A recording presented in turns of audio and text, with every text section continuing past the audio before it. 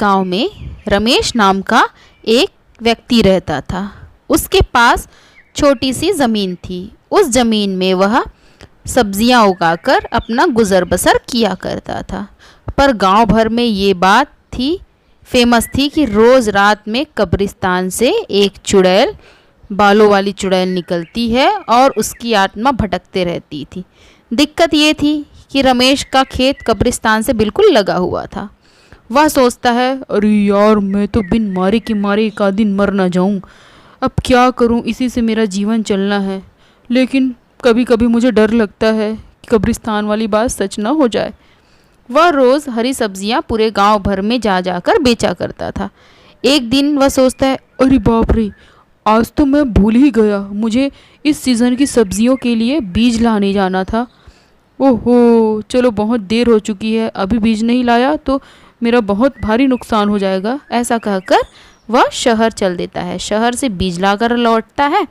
फिर सोचता है कि चलो बीज उगा ही देता हूँ। आज जितने जल्दी बीज उगाऊंगा उतनी जल्दी सब्जियाँ मेरी फलेंगी और मैं बेच पाऊँगा। और फटाफट से वह सब्जियों के बीज को बोने लगता है और उसको पता ही नहीं चलता कि कब रात हो जाती है और उसको पास के कब्रिस्तान से किसी के गुर्राने की आवाज़ आने लगती है, मानो कोई नींद से जाग गया हो।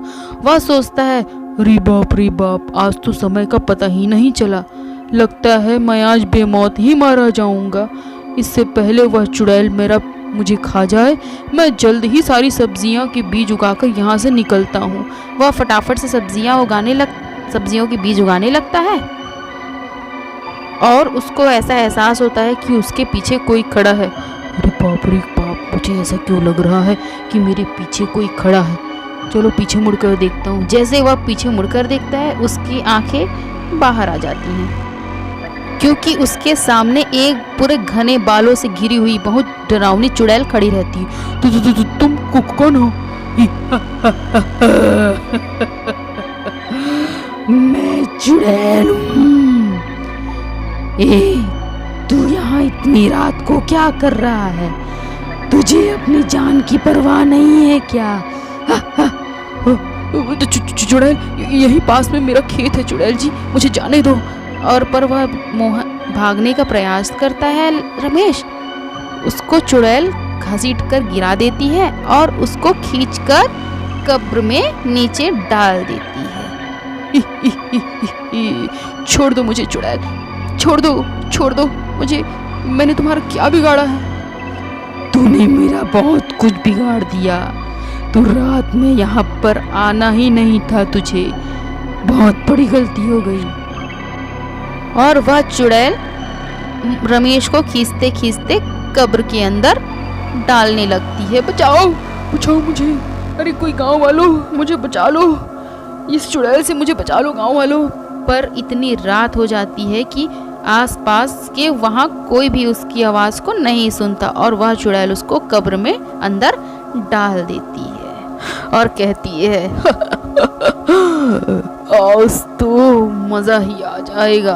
और इधर रमेश की सिट्टी पिट्टी गुल हो जाती है क्योंकि वह आसपास देखता है तो किसी का पैर कटा, किसी का सर कटा, ऐसे लाशें वहाँ पर पड़े रहती है। वो गांव वालों की लाशें रहती हैं। वह हमने सोचता है, आज तो मैं गया, ये चुड़ैल तो मुझे मार ही डालेगी। इधर रमेश का छोटा भाई सुरेश भैया को इतनी रात तक घर ना आए सोचकर वह घबराने लगता है।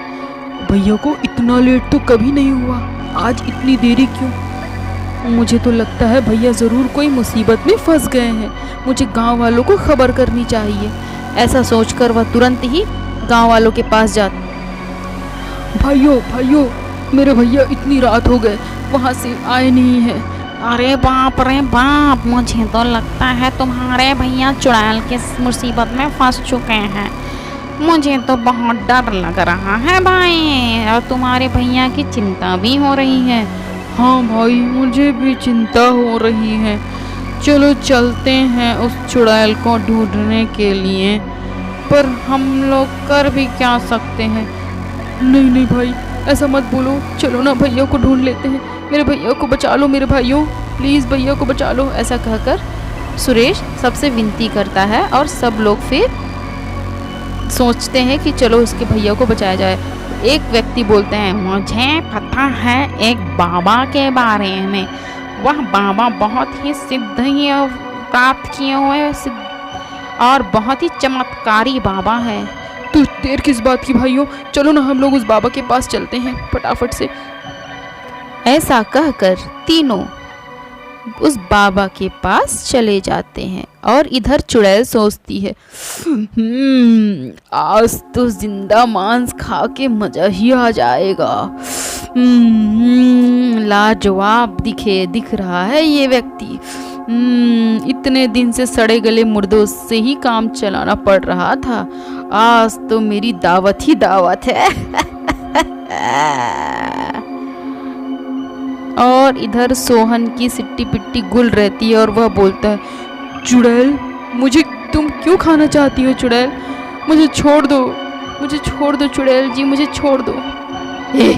तू पागल हो गया है क्या? तुझे छोड़ दूंगी तो मेरा खाना कहाँ से मिलेगा? मुझे खाना चाहिए। मैं मरे हुए लाशों को खा खा कर पक चुकी हूँ, अब मुझे ताज़ा मांस खाना है। इधर उसका भाई और पूरे गांव वालों के साथ बाबा को लेकर कब्रिस्तान की ओर निकल पड़ते हैं। और रास्ते में तेज बारिश होने लगती है। बारिश होने पर वह सिद्धि बाबा बोलते हैं, चुड़ैल तू बाहर निकल चुड़ैल मेरे, तूने गांव वाले को कितना खाया है, आज तेरा मैं मजा चखा कर रहूंगा। ऐसा सुनकर चुड़ैल बाहर आती है। कौन है जिसने मुझे पुकारा? उसको लगता है अब उसकी जान प्यारी नहीं है, आज तो दावत ही दावत, इतने सारे लोग।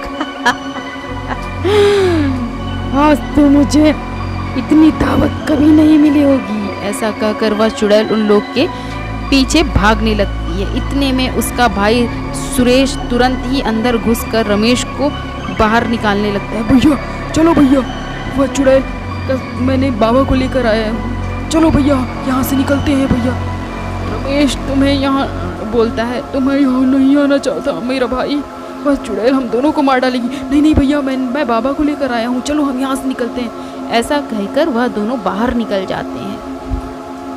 और इधर तांत्रिक बाबा चुड़ैल को एक फूंक मारते, ओम क्लीम हीम चामुंडाय विच्चई फट स्वाहा, ऐसा बोलकर कुछ मंत्र उच्चारण करते हैं और उस चुड़ैल को पुतला बना देते हैं। और सब लोग जय जयकार करने लगते हैं। और इधर सुरेश और रमेश दोनों घर आते हैं। इस प्रकार उस कब्रिस्तान वाली चुड़ैल से लोगों को छुटकारा मिल जाता है। वीडियो अच्छी लगे तो लाइक शेयर एंड सब्सक्राइब करिए। आज की कहानी के लिए बहुत बहुत धन्यवाद।